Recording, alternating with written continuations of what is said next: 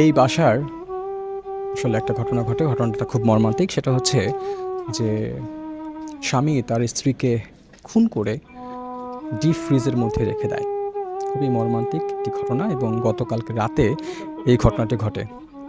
খুবই দুঃখজনক হলেও সত্যি যে যিনি মারা গেছেন তার নাম হচ্ছে তসলিমা এবং যিনি মেরেছেন তার নাম হচ্ছে নজরুল।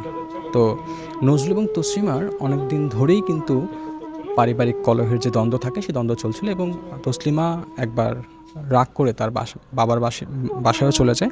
সেখান থেকে পরিবার তাকে বুঝিয়ে শুনিয়ে আবার দিয়ে যায়।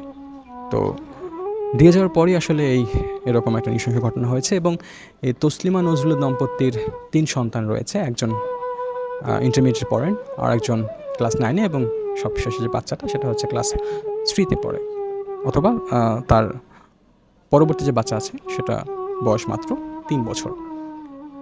এই ঘটনাটা এতটা নৃশংস যা যেকোনো ঘটনাকে হার মানাবে।